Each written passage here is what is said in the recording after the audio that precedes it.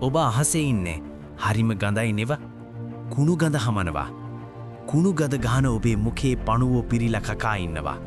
ඔබ කලින් ජීවිතයක මොන වගේ පාප කර්මයක්ද කළේ? ආයුධ ගත්ත පිරිසක් ඔබේ මුඛයේ සැත් වලින් කපා දානවා. ලුණු වතුරින් ඉසිමින් ආයෙමත් කපනවා. ඔබ විසින් කයින් වචනයෙන් මනසින් මොන වගේ පවක්ද කරගත්තේ? මොන වගේ කර්මයක විපාකයක් නිසාද මේ වගේ දුකටපත් උනේ? මං හිටියේ රජගහනුවර. රම්‍ය වූ කිරිබ්බජ කියන රමණීය රාජධානියේ මං හිටියේ. නිදුකානන් වහන්සේ මන් බොහෝ ධන සම්පත් වලට අධිපති වෙලා හිටියේ. ඒ මගේ මේ බිරිදත් දියණියත් ලේලියත් කියන මේ මෙයාලා මහණෙල් මලුයි වටිනා සුවඳ වර්ගයි අරගෙන ස්තූපයට වන්දනා කරන්නට පිටත් වෙලකොට මන් ඒක වැළැක්කුවා. මා තමයි මේ පාප කර්මය කරගත්තේ.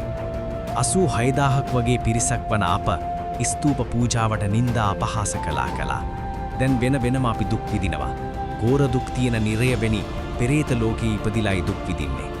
අරහත් වූ සම්බුදුරජාණන් වහන්සේගේ ස්තූපයට පුද පූජා පවත්වන වෙලාවක කවුරු හරි කෙනෙක් ඒකට දොස් කියනව නම් එයා බැහැර වෙන්නේ පිනෙන් බව තේරුම් ගන්න.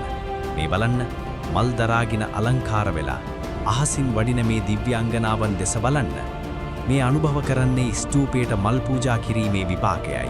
ආශ්චර්ය වූ පුදුම සහගත වූ ලොමු දැහැගෙන්වන මේ පුණ්‍ය විපාකයේ දැක්කට පස්සේ නුවණ තියෙන උදවිය ඒ මහා මුනීන්ද්‍රයන් වහන්සේට නමස්කාර කරනවා, වන්දනා කරනවා. ඒ මමත් මේ පෙරේත යෝනියෙන් චුත වෙලා මනුෂ්‍ය ආත්මයක් ලබාගෙන අප්‍රමාදීව නැවතත් ස්තූප පූජාවමයි කරගන්නේ. සාදු සාදු සාදු. දසවෙනි ධාතු විවණ්ණික ප්‍රේත වස්තුවයි.